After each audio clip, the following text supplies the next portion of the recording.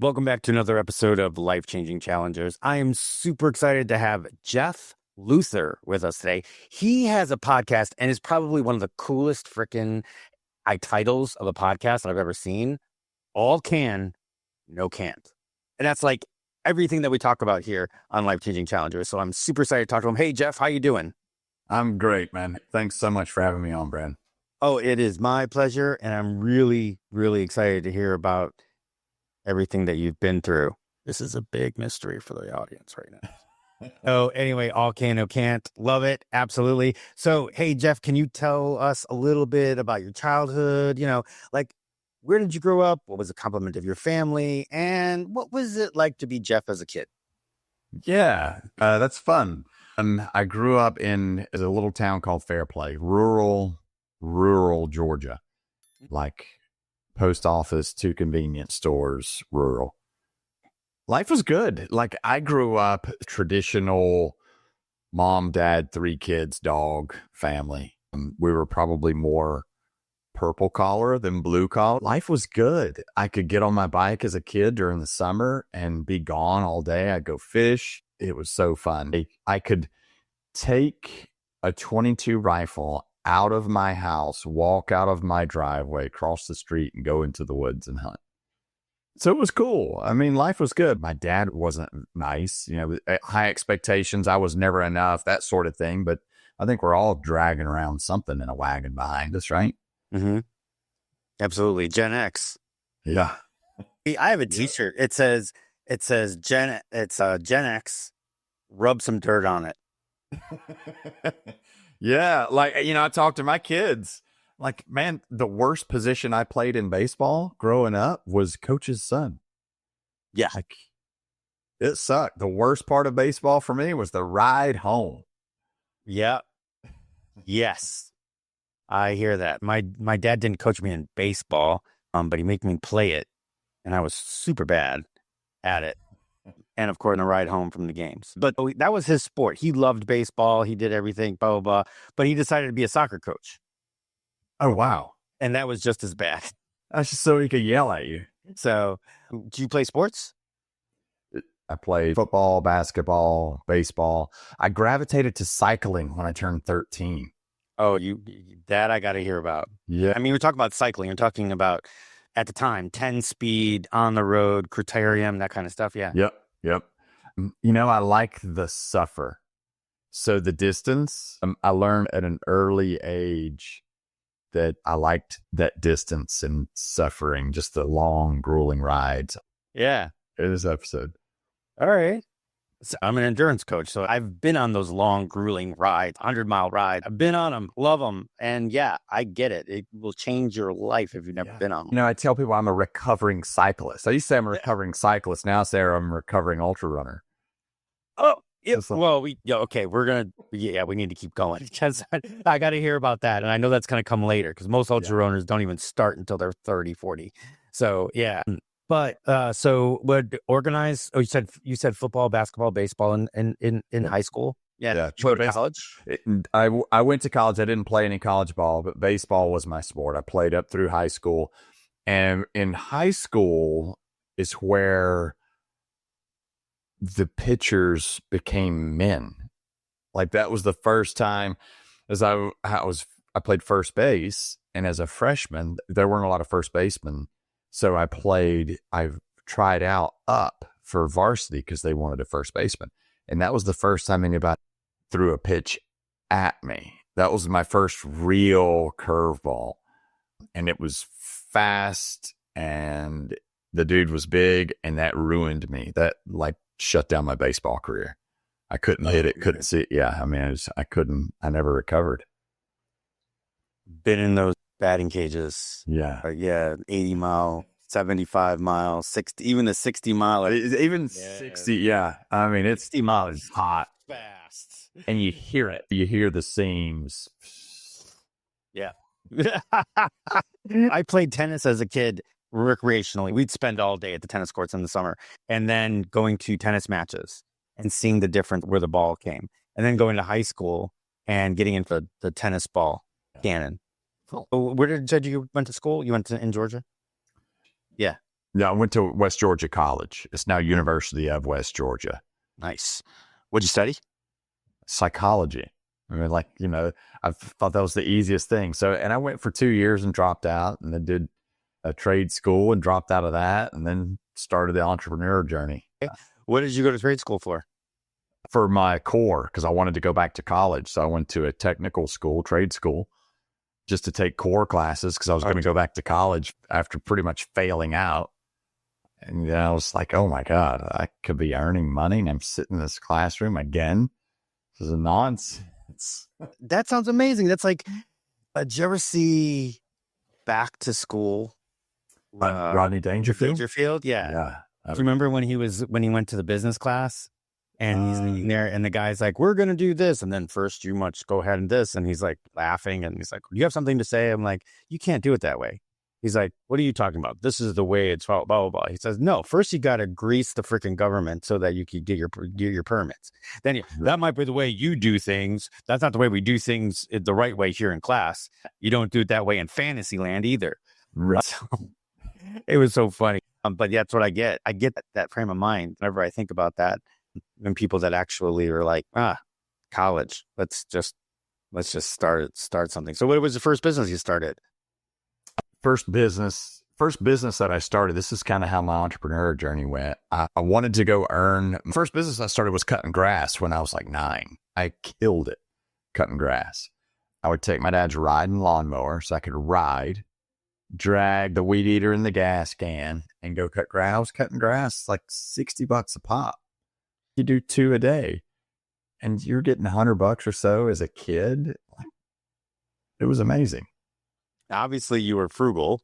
If you did that, you wanted to keep stacking it for some reason. What drove that? Because most kids are like $120. It was always a thing. It was a new skateboard. It was a new gun. It was a scope. It was always a thing. Yeah.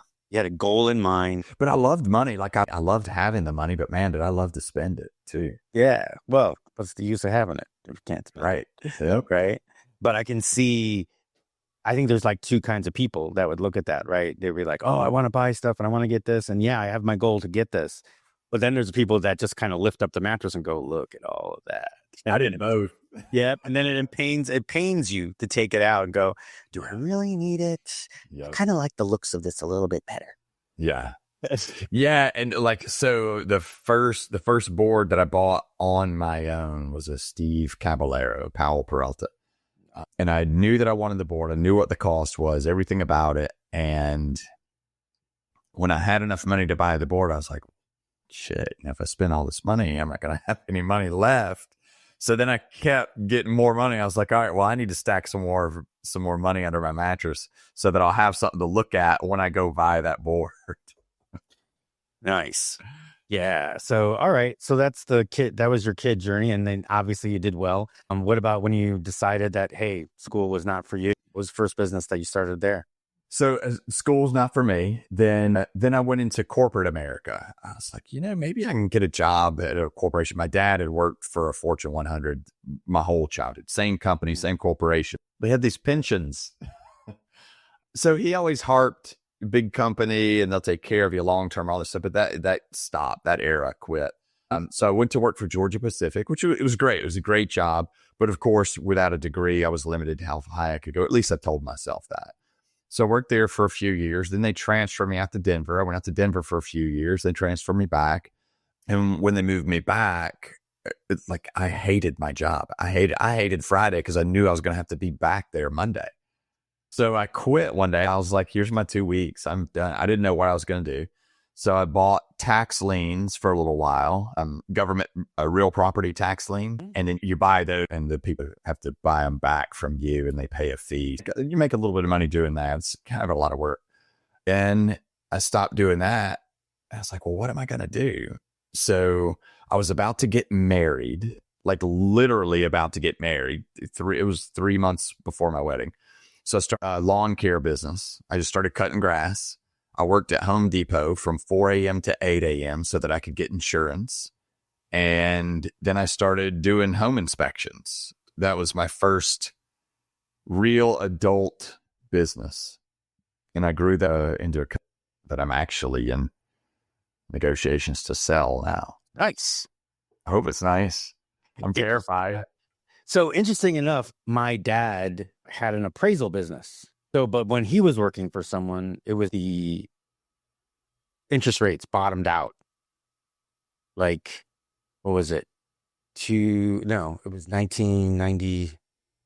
So I was in school. I mean, 1993, 1994, that area, 1992, 93, 94. So he was working for another place and the interest rates bombed out. And he's like, we're flooded. He says, I'm going to teach you how to do this. Yeah, it was so busy. So they're going to teach you how to do it. And this is going to be something you get. So it was $100 a pop. Every time you did an appraisal, it was $100. Yeah. I didn't realize that they were going for $350 and there was given $100 to the appraiser. And basically you made your own time. You called up the people. You said, hey, I'm going to be to inspect your home. And then you find comps, which at the time we didn't have the internet. So you had to go to a real estate office. Yeah. And peer through their books, make copies, take a picture of the house, and then come back.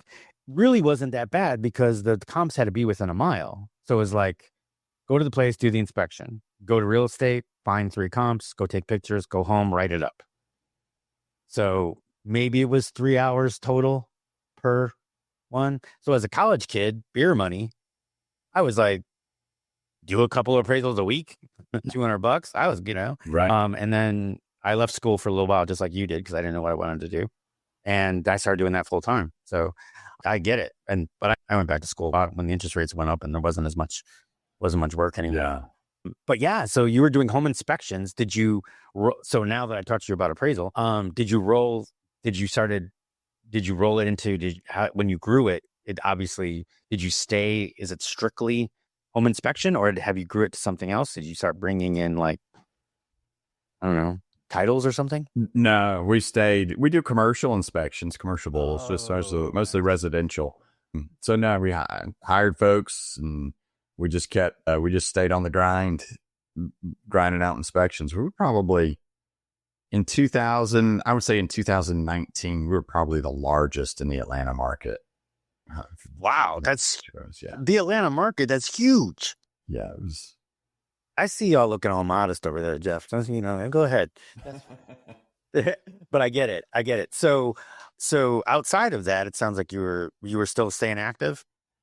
Staying active. Yeah, I've always been active since a little kid. Yeah. And then, I got my first road bike when I was 13. Did that for a few years, then got into mountain biking, did them both for a while, and then got into running. I liked running. So as I started to work more, running, I could just fit in. I could do it at lunch. I could do it after work before I went home. I could fit it in anytime. So running became convenient. And I did it. Nice. You do no triathlon though? I've done a couple of little sprints. Okay. That's my thing. I love triathlon because I love biking and running. Yeah. I could take the swimmer, leave it. Man, that swimming is no joke. Oh, there's a reason why they put it in the front. Yes, it's a full body sport. But yeah, so I'm into that. But I've done plenty of duathlons. Have you ever done a duathlon? That's just run and bike, right? Run, bike, run. Run, bike, run. No, I've never done one. Oh, all right. You got to try that.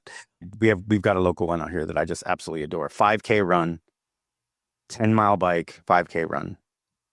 Hard. It's hard. The running. Yeah. But the 10-mile bike's pretty easy, right?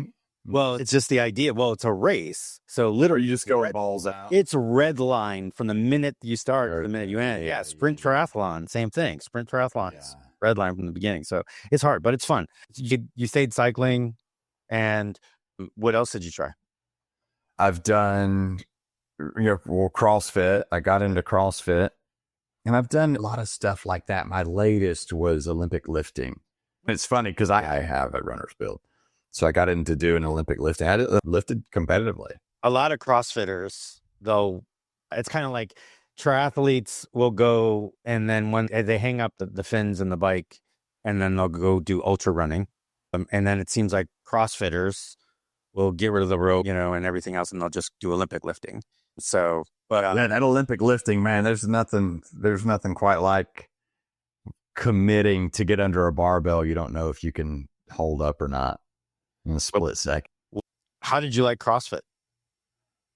I like it. Look, I still like it. I did a partnered competition with my son for my 50th birthday. I don't think it's good for your body. I really don't. In terms of the wear and tear and the movements.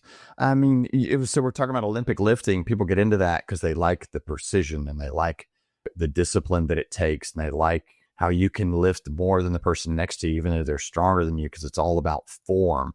And then we'll take the snatch, which is taking the bar from the floor overhead in one movement in a squat, which is it's a very meticulous movement. And then we'll go to CrossFit, and we're doing 30 snatches for time. Really? It just doesn't make sense. You're ripping this bar off the ground that's probably too heavy for you anyway. It's fraught with opportunities for injury, and that's what happens. Yeah, no, there's plenty of like watching injuries on the thing. So, I mean, but that's, yeah. So, yeah, I can see where a lot of people have some contentions with CrossFit. The first I went to CrossFit, and obviously there was this one place there that's very meticulous. And so you have to go through 2 weeks of this foundations class, and they'll literally make you've got to do like the Olympic lifts. You got to do them 10 perfect. Yeah. All the lifts have to be done perfect, 10 each perfectly, before they'll let you into the RX class. So that might be something that's a little different. They do that pretty much at every gym, and not to poo-poo it or talk down, but it's way different when you're doing it for performance for a coach with 2 or 3 minutes in between each lift than when you're doing it under load, exhausted, and just want the workout to get over. And you're just slinging weight everywhere. You're just trying to get it over your head. I think I did a couple of classes, a couple of WODs, and I've done, obviously I'm a veteran. So on Memorial Day and Labor Day, we usually knock out Murph. Yeah. But yeah, it's pull-ups, push-ups, and squats. So it's not, you're under load, but it's not like crazy. Yeah, I know that, a lot of people have incidents in CrossFit. There's a lot of stuff. And then I think, if I'm not mistaken, you actually had an incident during a CrossFit class, right? I did. Yeah. Minor little incident. Minor. Okay. Yeah. I think you're being facetious. You want to tell me about it? Yeah. Let me tell the first part of this story first, only to boost my ego. This was June the 5th, 2021. I ran my first overnight ultra, which was so fun. But just for my ego, I showed up to that race to win. That was the only reason I was there. It was my first overnight, and I was going to win. It was a 50K. I didn't. I got second. But still, that I'm fit. So I did the thing. I stretched and ate and drank for the week, did all of my resting, recovery, all that stuff. And June the 12th, I showed up at a CrossFit gym with my oldest son. He was 16 at the time. And it was a partner workout. One is you have to work really close with your partner. You count their reps. They count your reps. You have to know when they want to break. You have to know when they want to stop. And if it's synchronized, you're even closer. So you know how they are physically this entire time. And then the second thing is if you get a little bit of an edge on your partner, like you can really bury them. So my son and I were working out together. He was my partner. And Brad, I was burying him. Like it was amazing. And my son he's a fire breather.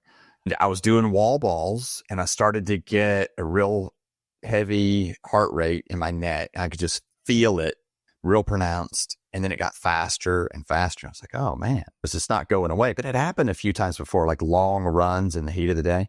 It would happen, but it would just go away. So I was like, oh man, this is not going away. This is weird. So then I stopped, and I stood there with this wall ball for a second. I was like, oh my gosh, this is really uncomfortable. And I started getting a little lightheaded.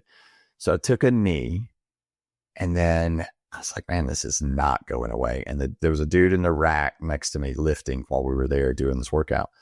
And he put his hand on my shoulder and asked me if I was okay. And I was like, dude, get your hand off of me. Like, I'm scared. I'm confused. I'm vulnerable. I don't know what's happening. Get your hand off me. And in a flash, like in less than a second, I was like, oh my gosh. I'm scared. I'm confused. I'm vulnerable. I don't know what's happening. Please do not let me go. Oh my gosh. And then I was like, I've got to lay down. So I started to lay over on top of the wall ball, and I was laying my head down on the gym floor. I was going down on my left side, and the last thing I saw was my son's shoes. his Metcons, his white Metcons were walking towards me. And I was like, I got to get up. Jeff, what are you doing, dude? Get up. And I knew in my brain was sending the signal, but it was like I had no hydraulic fluid in my body. I couldn't move. And it's not like the movies, where you see the dude, he's shot from head to toe, bleeding everywhere. He's dying, but he still crawls over. Yeah, there was none of that. And I was out, man. It was like somebody walked up and turned the lights out, and my heart stopped. What happened? So obviously the rest of it's here is what you were told. What happened when the lights came back on? Where were you? So I'll fill the gap in. But when the lights came back on, I was in the gym. I was in the floor, and I was screaming. Like I was screaming. And I can still hear the echo because it's a giant aluminum, but just a big metal building. Right. No air conditioning, a fan. So you can imagine like how hot it is. It's June. And when I stopped screaming, I could hear the echo of the scream for another second or so.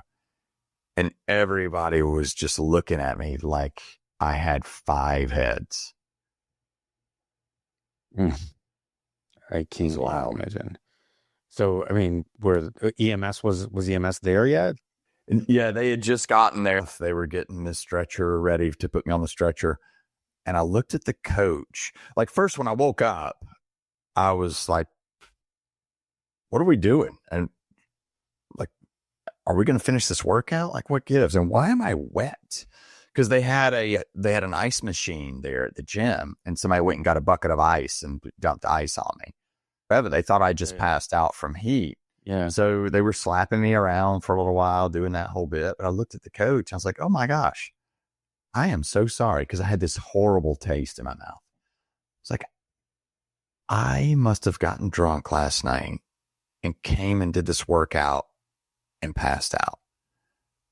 And he was like, no, you're so far off base. Like, no, that didn't happen. And I don't really even drink, so that would have been outlandish, but I could not remember the night before. Crazy. Oh my God. Yeah. So now at this point, I'd be freaking out. But that's got to show you at least a little bit of the community that CrossFit breeds. All right, so I went down, and they, somebody came over, they stopped the music, all that stuff. So they're slapping me around, trying to get me to come to. And then they put water on me, and they're like, oh, he's just hot. The director of safety at the Charleston Aquarium is there. And so they're doing all this stuff. And she's like, maybe we need to feel for a pulse. So she went for a pulse, and there was no pulse. And she's like, he doesn't have a pulse, guy. Like, there's no pulse. So she starts giving me chest compressions, and then she sent someone to get the AED. There's an AED there. So, and my son is watching all this. The 16-year-old kid is watching this whole thing happen.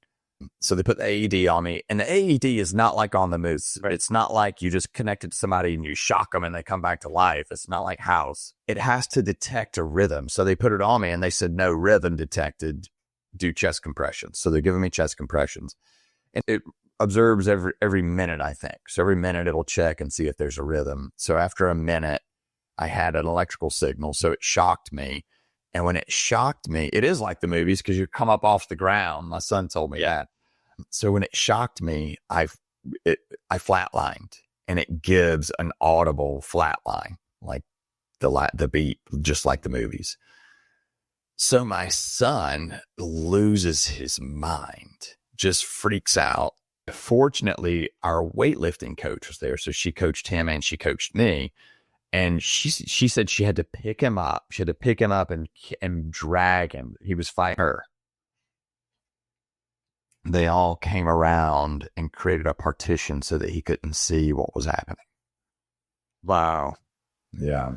That's amazing. So obviously this director of safety, she heard the flat line, then she went back to work on compressions. Yep. Yeah. Because you want that, actually. You want that flat line.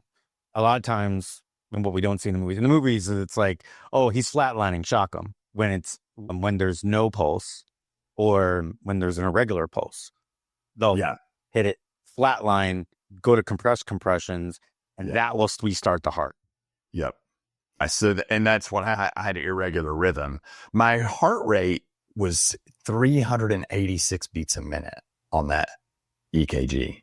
Holy crap. Yeah. So what happened is I went into ventricular fibrillation where the ventricles just vibrate. Yep. Wow. And then it just stopped. It was like, that's too fast. I'm out. That's ventricles saying, there's the finish line. She got you to a flat line, did chest compressions. You said you woke up and EMS had just gotten there. So obviously she'd gotten you back to a regular rhythm, or at least a rhythm enough to wake you up. Yeah. So it spooled again, it observed again, and then it said initiate shock 2. So this is the second shock. Someone said 2, and my son says 3. So the second shock, it was when I came to, but I really don't know. All right. So you get into the ambulance by this point. Did he calm down? No, she took him. Jen took him. She's like, all right, man, ambulance here. Your dad's going to be fine. Let's go. And so he thought that she was taking him to the hospital and she was taking him home. Okay. She knew I was dead. She's like, what am I going to do with this kid? Oh, well, wait a second. So he takes him home? She takes him home? Yeah, she takes him home, yeah. And mom is there, your wife. Yeah. Had she at least gotten a phone call by then? Nope. No? Nope, nothing. Yeah. So did she tell her? Yep. Why can't he? Yeah. So then the calls started coming in. Calls were coming to Jen. Calls were coming to Cash. And somebody called my wife at the time. Okay, and said, no, he's going to the hospital. He's got a heartbeat. Or was she like, I thought at the time, she's like, damn it. All right. So did you get a diagnosis? I wasn't even going to go to the hospital. I was like, I'm fine. I'm totally fine. I just a little dehydrated from my race so we could go. I need to change the name on your titles here. I need to change it to Clark Kent. Okay. An idiot. I wasn't thinking clearly, obviously, but I also had a bunch of stuff to do. Like that was my son's birthday party day that day. So I was like, I can't go to the hospital. He's having his birthday party. I got to go home. So I go to the hospital. This is on a Saturday. And then they start man, the EMTs were so condescending when they were there. What? Yeah, they were so condescending. It's just like the way I felt was that the fat old guy showed up at the gym and had a heart attack. That's how I felt. Like they got better things to do. Some of these fat old people just going to the gym and having heart attacks. Another Saturday at the fire department. But they were like, well, what made you think you could do this? Or do you know how hot it is? And have you been drinking? They meant like drinking water. Yeah. You've been hydrating. I was like, I've been hydrating. Yeah, I've done this before. Yeah, I think I got this. Did you take pre-workout? It's like, no. That's a legitimate question. If you got a little bit of if you got some extra nitrous in you, there's been a link to that. So especially when that one, I'm gonna give it to them. The drinking, then I'm gonna give that to them too. But them being condescending, I was part of EMS for a while. No way. Yeah, it was. I would say a humbling experience. It wasn't humbling. It was a negative experience. I was like, guys, I'm the customer. Like, help make me feel good. I'm vulnerable. Like, this sucks. This is awful. You're making it worse. You're making it like it's my fault. Like you're inconvenienced. Yeah, that's what it was. That was what it was. They were inconvenienced. It's very rare, but some of them are like, oh, all right, so this is just a ride. If it was Atlanta EMS or was it like a county EMS or was it a private? No, it was Charleston County EMS. Okay. Yes. So some of them are like, for them just to go throw leads on you and put you in the thing and take you to the hospital. They wanted some action.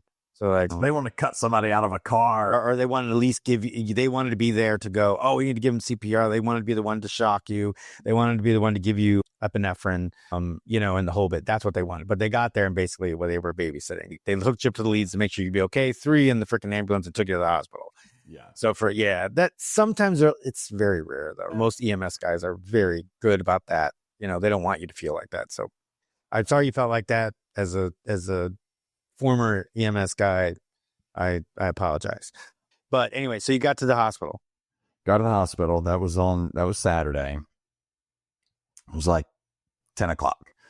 And then that process started over again. They were asking me about recreational drug use. They were like, there's no link here. Because I had no troponin. So they couldn't, because they thought heart attack, there was no troponin.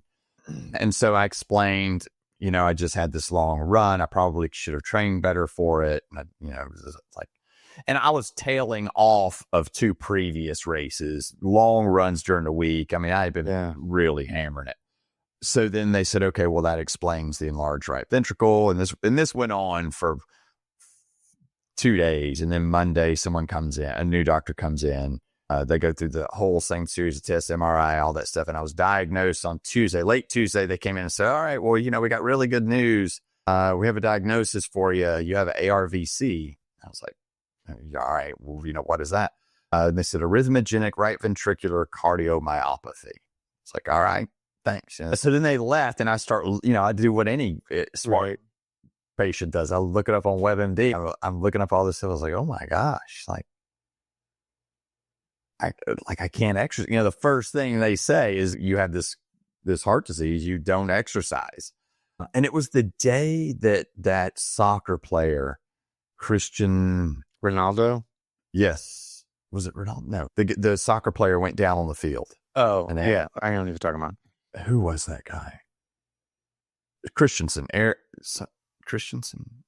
Anyway. Yeah. But it was the same day, same disease, the whole bit. So the doctor comes back and he said, all right, well, we're going down first thing in the morning to get they wanted to give me a pacemaker. You're going to have a pacemaker put in you to figure out which side of your chest you want it on. Or you can get an ICD, a subcutaneous defibrillator. I was like, I don't even know what you're talking about. Like, slow down. First, let's talk about this exercise thing. So he said, yeah, you exercise exacerbates your condition. Your condition is exercise induced. So it's a gene that mutates that causes the muscle fibers in the heart, when they tear, they get infiltrated with fat and scar tissue. So then I have a bad electrical signal, like my mitochondrion has scar and fat. So the electrical signal doesn't travel that well. And that's what happened. My signal got hung up. So I was just spinning. And I guess that causes the VF too, for it'll hit so many times, but you can't really pump any blood. Interesting. So they stuck with that diagnosis. Stuck with it to this day. Okay, so you're still getting treated for it. So did you end up with the ICD or the pacemaker? I ended up with the ICD. No leads in the heart. I don't need to be paced. Right. You didn't need to be paced. That's absolutely right. It's if it happens, to send a quick shock over, and sometimes you don't even know it. Actually, I have a friend that ended up having one, so I was afraid for him. So I've done the research and yeah. Most of the time, it's one or two things. It's one is you'll feel it if there's actually something going on. Yeah, no. Yeah, I had it happen. I never felt a thing. Right. When it happens, you don't feel it. When you do feel it is when you need to get it replaced or get a battery changed or something. Yeah. I've seen people that have gone back to working out and stuff. Obviously, it's like moved, and sometimes it releases and they've got to replace it, but they're still getting the shot. But on the technology's gotten so good and distance gotten so good. You've got it, but like you said, when it works, and you're not really feeling it. I've had no issue. I've had some VF here and there. It just comes up when they do my downloads every week. They'll send me a report and say, oh, hey, were you feeling anything on July the 22nd? Because you had VF for 14 seconds. Okay. All right. But on the whole, though, now you're feeling pretty good. And yeah, I feel fine. So that was on June the 16th, I think, is the day I got it installed. They tell you can't do anything for 30 days. And don't lift anything heavier than a gallon of milk, that kind of stuff. So July 19th, after my 30 days was up, I did what any smart male athlete would do. I went back to the gym. Okay. So that was the first thing I did. And my son wanted me to go back. He wanted to see me be okay and lift weights. So I go back to the gym and I'm doing a heavy barbell complex. The bear complex is like you're under load for like 40 seconds. And it happened again. I was in VF for 46 seconds. So no shock, because you have to be in bad rhythm for a minute. Yeah. And almost that. So that is when Like I had the same taste in my mouth. I started to pass out. Everything happened that had happened before. But when it happened before, I didn't know what was happening. So this time I actively knew that I was dying. I was like, this is it. Like I am dying. That's exactly what's happening. I am dying. Did you go like sit down at a wall? Did you just stay on the bench? Did you lie on the bench? What did you do? No. So I was in the front of the gym and there was a counter there, like where they have the computer and the science sheets and all that stuff. So I just happened to be there by it and I leaned over on that, waiting for it to go away. Okay. And I was really waiting to get shocked. That I knew the shock was coming, but the shock never came. Took you out of fib. Yeah. And did you finish the workout? No, I'm totally kidding. I'm totally kidding. So, all right. So this happens again. What's going through your head now? So you stopped. Did you let your son just keep going, finish the workout? Oh yeah. I pretended like everything was fine. After he dropped them and he's like, what are you doing? You all right? Cause I was looking at my watch at my heart rate and I was like, well, I can't figure this out. Well, like, oh yeah, I'm fine. It's been a while since I've worked out. I'm probably not going to finish this workout, but I feel good. And I just covered it up like everything was fine, but all I wanted to do was hug somebody. I just wanted to connect with another human. That's all I wanted to do. And I couldn't because I had to pretend like everything was fine. All right. I don't think your son would have minded you freaking giving him a bro hug disguised as hey, I'm hanging on for dear life. But yeah, that's just how I feel. Wow. That's crazy. So now, all right. So now you've had the main event and then you've gone through treatment. Now you had a smaller event. What changed? What is now? What did you start changing in your life to make sure that doesn't happen again? I immediately stopped everything. I was like, oh my God. Like I was scared to drive. I was scared to take a shower because I was scared to be in a bathroom by myself. As people say life is short, I don't know. Is life short? Who knows? But I know now, that death is real. I can tell you what it tastes like. It doesn't wait for an invitation. It doesn't call ahead to let you know it's coming. It doesn't matter if it's convenient for you or not.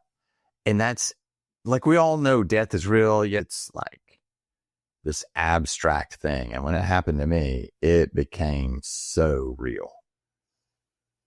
You got like PTSD from this last one. I mean, I'm not a editor, but that's what it sounds like.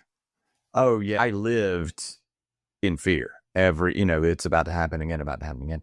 Yeah, I've gotten way better. But also it was like, okay, so now I really do have this disease. Now I really am not supposed to exercise.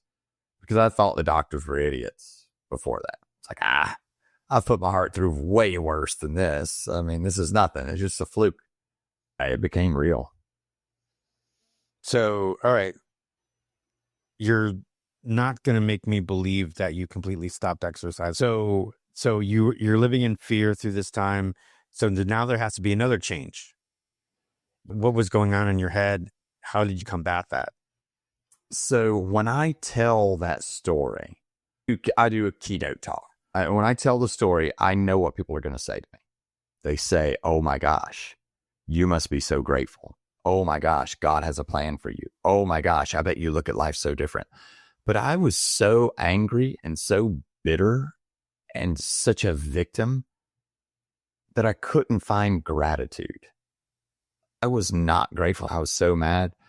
So then I had to figure, and I was sitting on the couch, I couldn't do anything. I didn't exercise. So that sent me into depression, like deep depression. It got really dark for me for a while.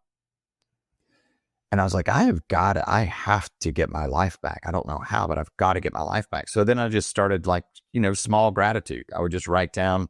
It started out with 3 things every day. What was I grateful for? And it was like, I'm grateful that wireless mouse. It's just stuff that I had to do the exercise. And then one day I was walking on the beach and I was like, I've got to figure this out. I've got to get my life back. I was like, okay, what's great about this? I was like, if I have this and I don't have a shellfish allergy.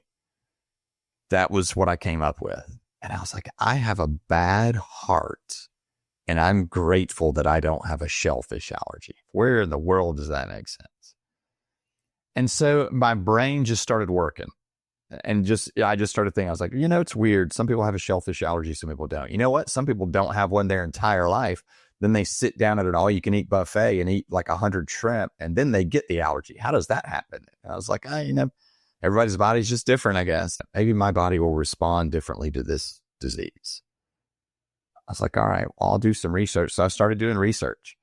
What can I do? What have other people done that have had this diagnosis? And I found some things that people had done. I found some things that I shouldn't do. It's like I would rather die living, doing what I want to do. Otherwise, then why be here? Hey, I really want to stay alive to do the things that I hate and not do the things that I love. That doesn't make sense to me. So I had to figure out what I could do. And I started exercising. I went back to the gym. Did you really? I really did. You went back to the CrossFit gym? So here's what I did. So I did my research. I found things that I could do. And now, it's not. So here's the thing. Like, I may be getting a little ahead, but, like people are scared to die in a plane crash, right? It's not the plane crash, because the plane crash is instantaneous. What we're scared of is the 90 seconds it takes to get to the ground with everybody screaming and peeing their pants. That's what we don't want. So that's what I didn't want. I don't want the ride to the hospital getting shocked every minute until I die. That's what I don't want. So I had to figure out what I could do. And like catecholamines are bad for me. Everything all the chemicals, all the neurochemicals, whatever they're called, like not toxins, but like your, adrenaline, endorphins, dopamine, right. Those chemicals are bad for my heart. So I had to figure out what I could do. First, I had to figure out the environment. I had to figure out how to control upstairs, how to keep all those things under control. And I found a coach. It was the coach that was actually there with me the day it happened the very first time. I was like, all right, look, man, I can exercise, but it has to be on these parameters. I need someone to help me write workouts. I need a quiet place where I can do all this stuff. I need someone to not motivate me, to not cheer me on. I need no music. And I need you to make sure I don't die. Will you do it? He said, hell yeah, I'll do it. Hell yeah. So I went back. We had a 1:00 appointment at the same gym. They had just done a 12:00 class. When I walked in, gym was completely quiet, just him and me there, lights out, everything. He said, all right, warm up for 4 minutes, light pedaling on the Echo bike. So I did. And the whole time, Brad, I was like, oh my gosh, it's coming. I can feel it. I can feel it. It's coming. Almost manifested it. Nothing happened. So then we started actual warm-ups where I started breaking a little bit of a sweat, a little bit of effort. I could feel it. I knew it was coming. Nothing happened.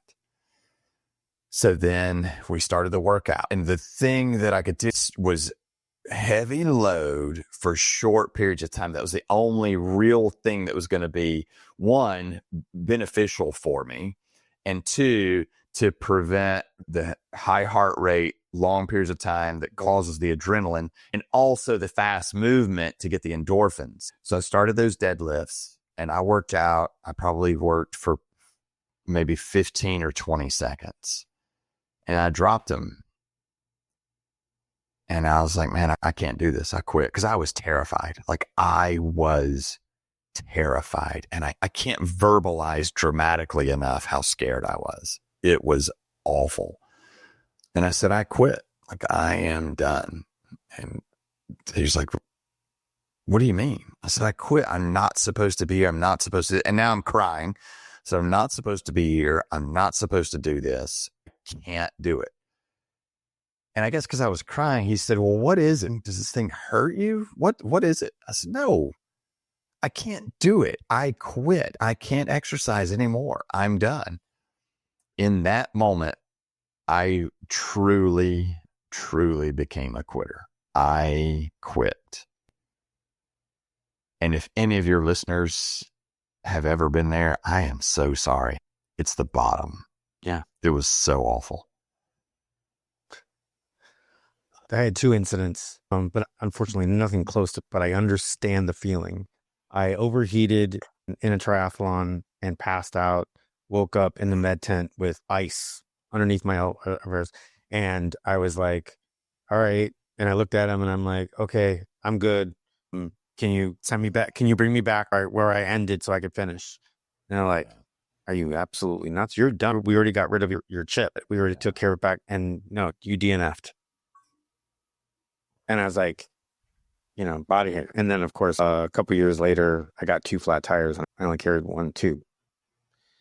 Yeah, that was the worst. And it's not because of being scared or anything or this thing going on. It literally was just and that wasn't even it was my fault. I should have had another tube. But, it was external thing that were happening. DNF is bad. Well, under any circumstance. If you could sit there. No, it's internally, right? Like, no one blamed me but me. Like, it was me. I'm the one that blamed me. No one cared. They're like, you got 2 flat tires. And it could happen to anybody. It was bad luck. That's what they said. Bad luck.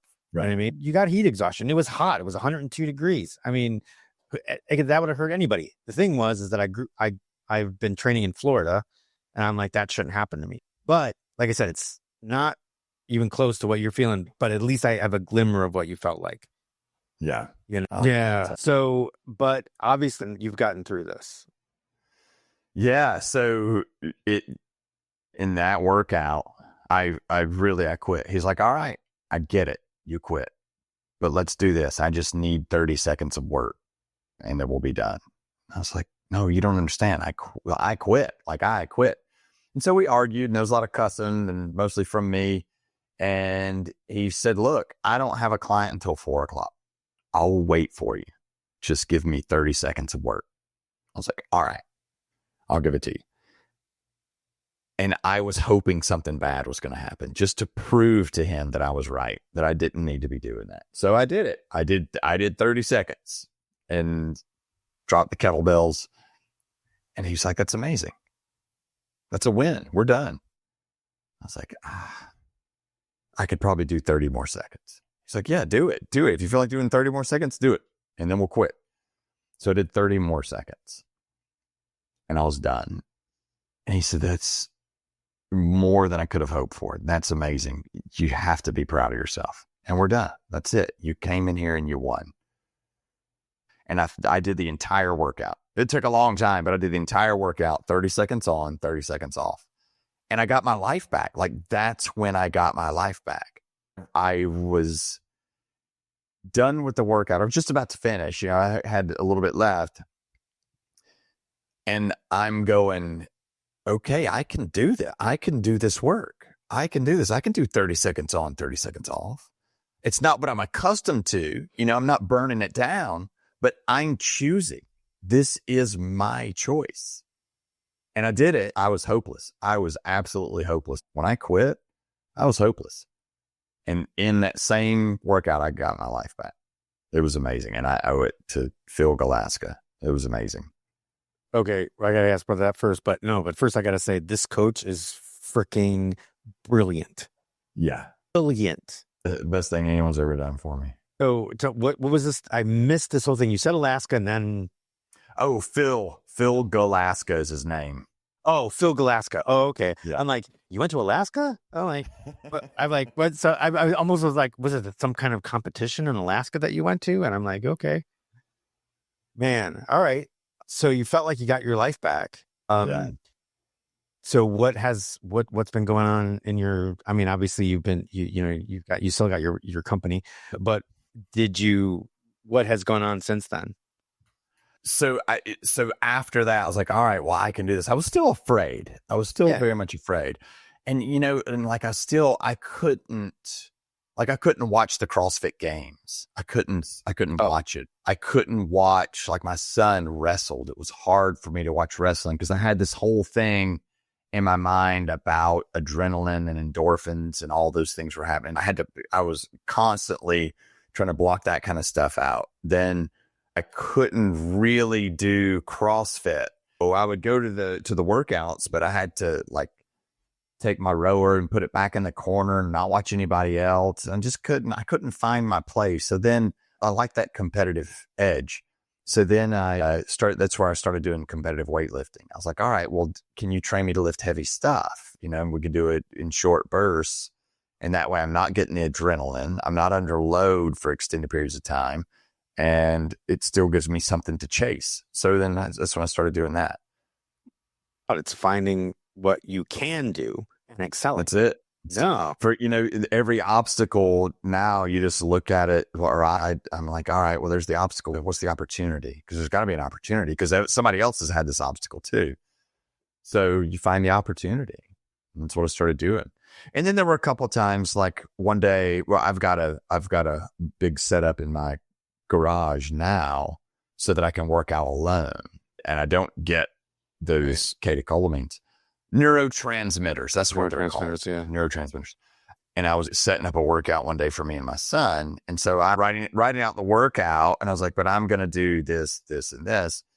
He said, well, why are you not doing the same workout as me? I was like, well, I can't do what you do. I'm like, I can't I can't burn it down. And he looked at me and said, yeah, you can. You're just scared. I was like, oh. That stung. So then I started to kind of meddle a little bit with doing more intense stuff. And there were some times I've burned it down a few times. I mean, we did that competition. I didn't go completely crazy, but I stick mostly to lower intensity, higher weight stuff now.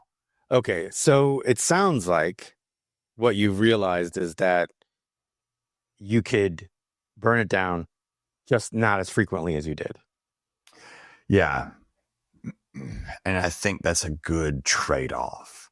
Because I will say, when this whole thing started, my plan was to accelerate the disease to get a transplant. That was my plan. Not a good plan, but that's what I was going to do. And I'm not bragging about that. Yeah, that doesn't sound like a good plan at all. The rate of people getting transplants, because you wouldn't get put very high on the list because they would have said that you did it to yourself. Well, and my age. And your age. Yeah. Well, all right. So I'm assuming you're 50. Okay. So I'm a few years older than you. Of course, we're always going to have these obstacles. Your obstacle was that fear. And you had to find a way to break through it, to find that you can do and keep yourself healthy, fit, and not damage your heart any more than it already was. Right. To stay there. And you found it. And I think that's the way to go. So I started coaching because I got hurt. Well, I was getting ready for my first marathon in my second life. And that's a whole different story. I was at a boot camp class and we're doing suicides. Right. And I literally, all I have to do is touch the line and come back and I'm done with that set. So I get to the line, my foot sticks. So my foot sticks and my body turns and you heard everybody heard the pop of my disc. Oh. I mean, everybody heard it. It was obliterated. It was S5, L5, S1, and it was gone. But I had the adrenaline, the oxytocin, the endorphins, everything was running. So I finished. Yeah. And I'm like, oh, I just must have cracked my back really heavy. It's not a big deal, blah, blah, blah. It's still running. I finished the workout. Now, I had a chiropractor appointment that day. Anyway, I literally was going to the gym, back to the chiropractor, and I'm thinking, okay, so I did something. He'll fix it. I'll be fine. On the way to the chiropractor, my legs get numb. My back starts to throb. I don't know what's going on. I literally walk into the chiropractor almost at a 90-degree angle. Oh my gosh. And the girls at the desk go, okay, let's get you in here. Dr. B, Trend, she was with another client. Like, let's get you some ice. Let's get you on your stomach. Let's get this thing going. So I do that. Then Dr. B, I slowly make my way over to her office. And the one thing you're not supposed to do as a chiropractor, the one thing you don't do when somebody's in trauma is adjust them. She adjusted me. She tried. Now, here's the funny story. If you ever been to a chiropractor's office? Never. Okay. So they have these tables, just like in a regular doctor's office, there's that white paper that you lay on. So it's just across the head of the table of where your head goes. Now, if you're on your stomach, you've got this. So when you drool and stuff, it's on the white paper, right? That's just being entering. So I'm on my back. She does a couple of things and she goes, okay, I need you to stand up and go over to this other table on your side. I'm like, okay, no problem. And I put one foot down and the pain is so bad, I pass out. Oh my gosh. So I wake up and Dr. Bertrand, she was like, "Are you back with us now?" I said, "Dr. B, what are you doing up here?" You know why I said it? Thought you were in heaven. You're the first person that got, Why? because when I woke up, all I saw was the white paper. The white paper. Yeah. And I said, "Dr. B, what are you doing up here?" Wow. So anyway, I can't get off the table. And I ended up, they put me in the other room. They got me stim. They got ice. They got all the stuff. Nothing worked. Ended up calling the ambulance and I got wheeled out. I got wheeled out of there with a full freaking lobby of people.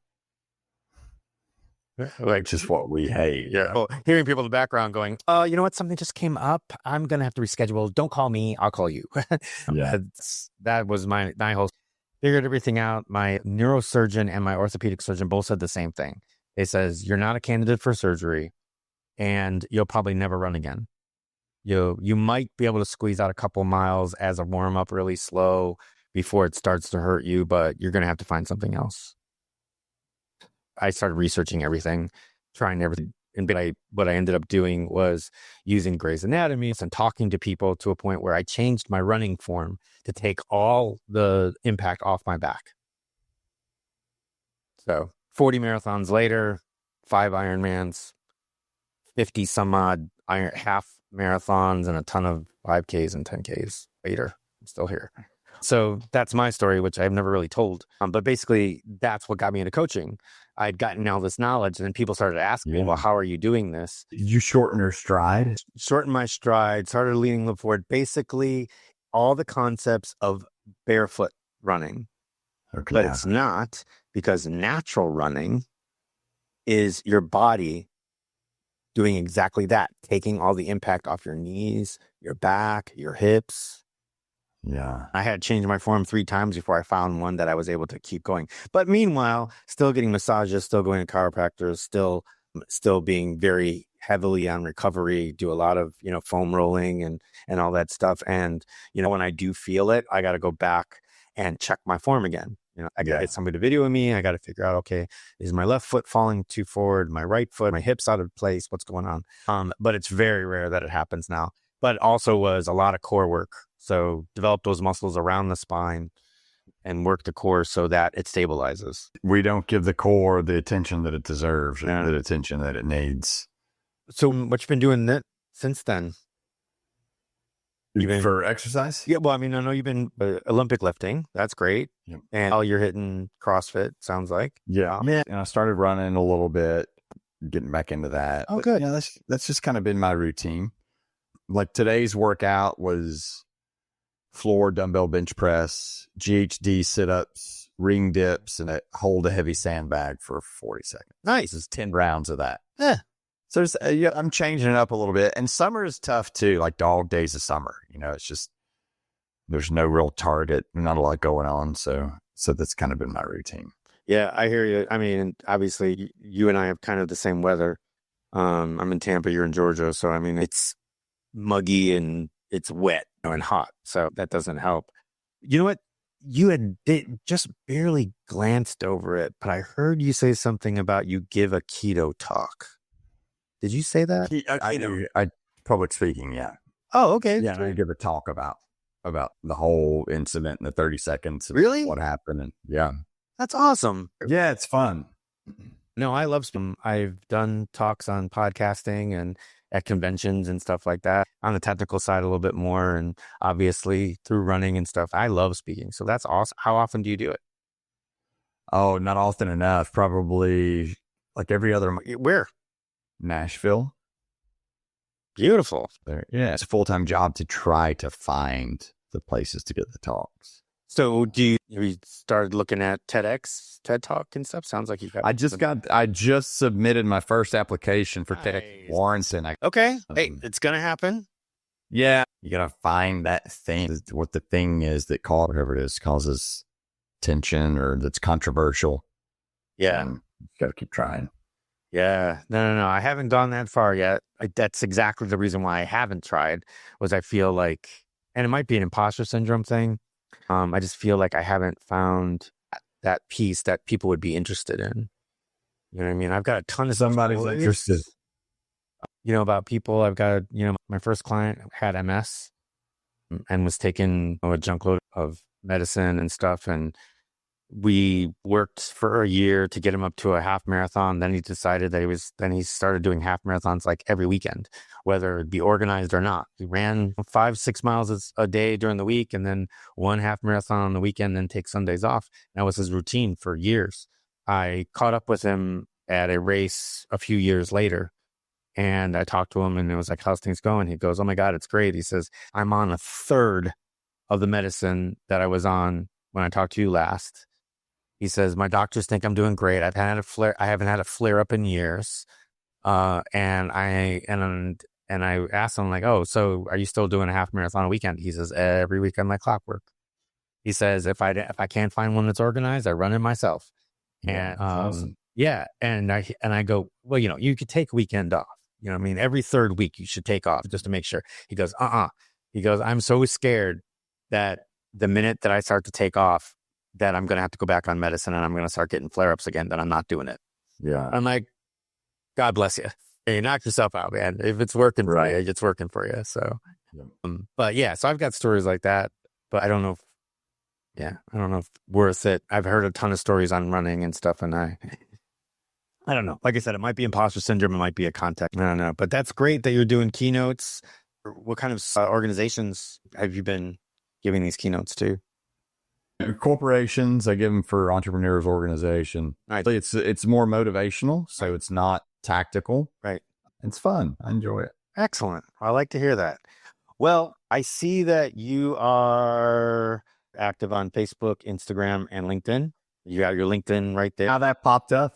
And how's that been going? It's good. That one's fun. I do, like every other episode is just me. Talk for 10 or 15 minutes about something, but it's fun. Good. And I'm assuming Apple, Spotify. Mm-hmm. All right. All the great usual suspects. So go take a look at that. Remember, again, it's all can, no can't motivational podcast. And listen, so you can get more of Jeff. If you're watching on YouTube, please go ahead and hit that like, that subscribe, hit that notification bell so you always know when another episode is dropping. If you're listening on Apple or on Spotify, I'd appreciate it if you gave a review.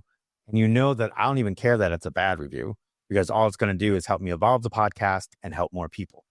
So that is the benefit of reviews. Now, don't get me wrong. It's okay if you give a good one too. We like those.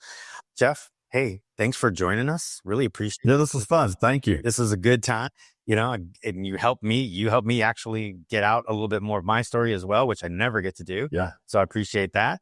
And yeah, so for all of you out there, for Jeff and myself, thank you for listening, and we'll catch you in the next one.